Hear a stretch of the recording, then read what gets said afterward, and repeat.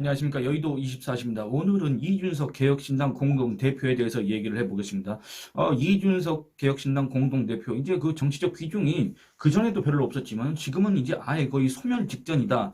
이렇게 평가를 할 수도 있을 것 같은데, 그래서 굳이 이준석이라는 사람에 대해서 얘기할 필요가 있겠느냐라고 아마 반문하시는 분들도 혹시 계실 수도 있습니다만, 이 사람이 뭐 여러 군데 나가고 있지 않습니까? 뭐 각종 매체에 출연해서 각종 주장을 내뱉는데 그거를 반박 욕구를 자극한다 그겁니다. 이준석 씨가.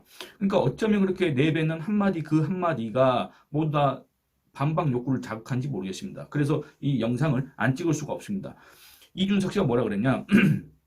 이거는 제가 본격적인 얘기를 하기 전에 하나만 이제 또 언급을 하겠습니다.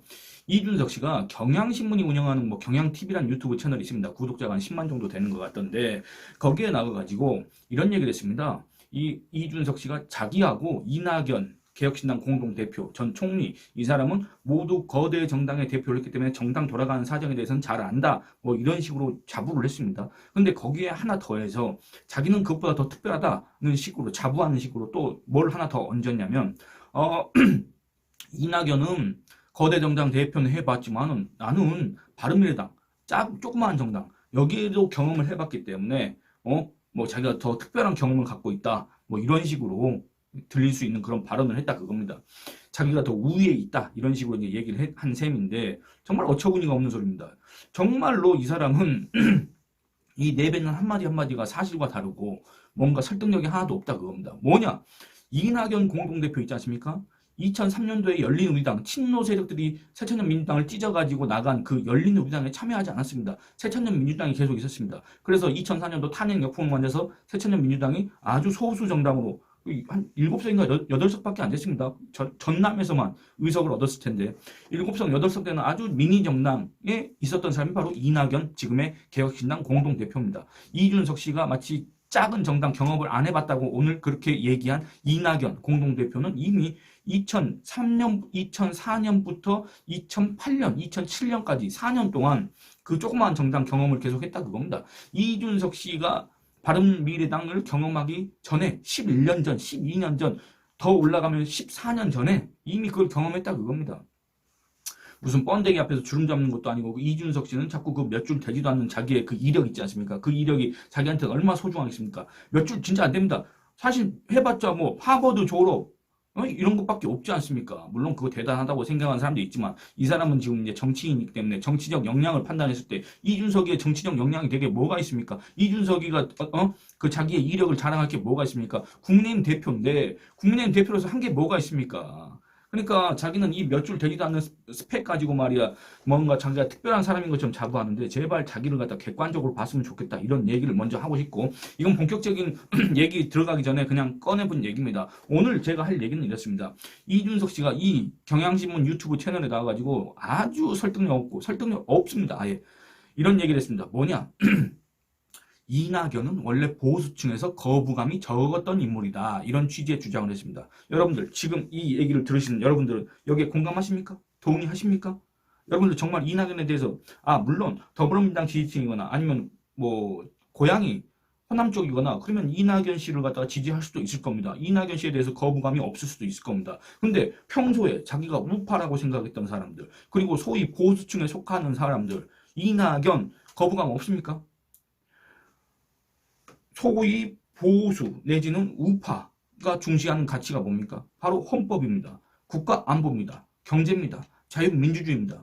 그렇지 않습니까? 근데 사실 이거는 좌파 우파 가릴 것 없이 가장 기본적으로 중시해야 하는 근본 가치들인데 어떻게 된 게 우리나라는 뭐 한마디로 이제 이념 지형도 엉망진창이고 그 다음에 이 좌파라고 하는 자들의 사상도 이상하고 위험하고 그들이 내놓는 정책들도 하나같이 나라에 도움이 되지 않고 국민들한테 피해만 끼치는 일종의 자해 내지는 자살과 같은 것들이라서 이제 취급하기가 좀 어려운데 어쨌든 우리나라의 우파 국가 안보와 경제를 중시합니다. 자유민주주의를 중시합니다. 자유민주주의와 시장경제를 부정하는 사람들, 헌법 정신을 부정하는 사람들에 대해서는 본능적으로 거부감을 느낍니다. 반감을 갖게 될 수밖에 없습니다.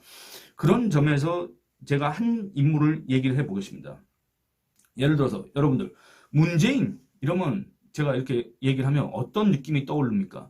소위 보수 내지는 우파라고 라고 자처하는 분들 중에서 이 문재인이라는 이름 내지는 그 문재인의 사진 이런 걸 봤을 때 어떤 감정이 생깁니까? 거부감이 들지 않습니까? 그것도 극도의 거부감이 들지 않습니까? 아마 거부감을 넘어서 다른 욕구가 생길 수도 있습니다. 다른 욕구가 이렇게 솟아오를 수도 있습니다만 어쨌든 기본적으로는 거부감이 생길 수밖에 없습니다. 그렇다면 그 문재인이라는 사람이 내뱉었던 대북 정책, 국가 안보 정책, 경제 정책 이건 또 어떻습니까? 거부감이 있습니까? 없습니까? 거부감 정도가 아니라고 저는 확신을 합니다. 그런데 그 문재인의 대북 정책, 국가 안보 정책, 경제 정책을 그대로 답습하는 사람이 있다. 여러분들 그럼 거기에 대해서 또 거부감이 생기겠습니까? 안 생기겠습니까? 근데 중요한 거는 이준석 씨가 얘기한 보수층에서는 원래 거부감이 적었다고 언급한 그 이낙연, 지금 개혁신당 공동대표 있지 않습니까? 이준석과 당을 합치려고 하는 그 이낙연 씨 있지 않습니까? 그 이낙연 씨가 문재인을 답습하는 사람이다 그겁니다. 한마디로 복사하기 붙여놓고 컨트롤 C, 컨트롤 V 하는 사람이다 그겁니다. 그런 이낙연에 대해서 원래 보수층이 거부감이 적었다? 그야말로 궤변입니다. 어떻게 이런 궤변을 이렇게 표정 하나 안 바뀌고 이렇게 할 수가 있을까? 그것도 제주라면 제주일까? 이런 생각마저 드는데 여러분들 이낙연 씨가 자유민주주의를 존중하는 사람입니까? 여러분들 이낙연 씨가 얘기하는 국가안보 그거 뭐라고 생각하십니까?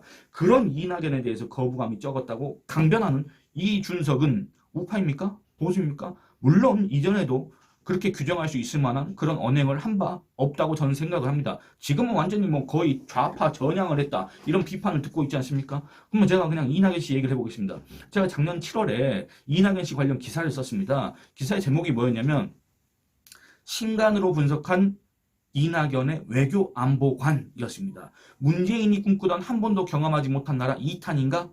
이렇게 제가 되물었습니다. 왜 그러냐면 제가 아까 말씀드렸다시피 문재인의 대북 정책, 문재인의 경제 정책, 문재인의 국가 안보 스스로 무너뜨리는 그런 정책들을 그대로 답습하고 그대로 자기의 책에다가 적어놨다 그겁니다. 이낙연의 생각이 아니라 그냥 문재인의 생각을 집어넣고 거기에다가 이낙연이라고 쓴 것과 거의 흡사하다. 이런 느낌이 들 정도로 똑같습니다. 그러니까 제가 뭐 잠깐만 언급을 해보면 여러분들 문재인 전 대통령이 2018년 2월입니까? 2019년 2월 달에 당시 트럼프 미국 대통령과 북한의 김정은이가 베트남 하노이에서 만났다가 협상이 결렬됐지 않습니까? 소위 트럼프의 빅딜을 김정은이가 거부했지 않습니까? 그때 문재인 당시 대통령이 뭐라 그랬습니까? 뭔 굿 이너프 딜 어쩌고 저쩌고 했지 않습니까? 뭐 말 같지도 않은 소리를 했지 않습니까? 그렇게 김정은이를 옹호한 사람입니다. 그러니까 굿 이너프 딜이라는 게 뭐냐면 트럼프의 빅딜을 거부했으니까 협상이 결렬됐는데 아니 북한 김정은이가 영변 핵시설만 이렇게 없앤다고 하는 것도 정말 획기적인 변화다. 정말 획기적인 전향적인 자세다. 그러니까 미국 이것만으로도 충분히 좋은 거래 아니냐. 뭐 이런 식으로 주장하는 사람이 바로 그 문재인입니다. 이 문재인과 똑같은 북핵 해법이라고 이걸 제시한 사람이 바로 누구냐면 이낙연 씨입니다. 그리고 이 이낙연 씨가 영변 핵시설은 북핵 능력의 90% 정도 된다 이런 주장을 했는데 아니 미국 전문가들은 정말 많이 쳐줘봐야 50%다. 근데 이낙연 씨가 그럼 영변 핵시설의 북핵 능력을 갖다가 왜 이렇게 높게 잡았느냐? 아니, 그러니까 문재인하고 똑같은 겁니다. 이것만 없으면 사실상 북핵은 폐기된 거다. 비핵화로 가는 거다. 이렇게 주장하고 싶어가지고 그렇습니다. 근데 미국 전문가나 국제사회에서는 그거 아니다. 영변 핵시설 저거 북한의 아주 상징적인 시설일 뿐 여러 군데의 비밀 핵시설들이 있다. 그것까지 다 없애야 된다. 그거 없애려면 어떻게 해야 되냐? 북한이 국제감시단, 사찰단 그걸 받아들여서 속속들이 다 조사를 하도록 해야 된다. 이렇게 했는데 김정은이가 그 거부했지 않습니까? 그러니까 그런 지금 김정은이의 옹호성 주장을 하는 겁니다. 사실은 이낙연 씨의 의도가 뭐든지 간에 김정은이 왜 옹호합니까? 무슨 영변 핵시설이 북핵 능력의 90% 차지한다고 주장을 하는 거. 근거가 뭐가 있어요? 근거가. 정말 어처구니가 없다 그겁니다. 그리고 이 이낙연 씨가 대통령이 되고자 한 사람 아닙니까? 그 지지율이 높고 낮음을 떠나서. 근데 북한 비핵화 전략으로 방안으로 뭘 제시를 했냐?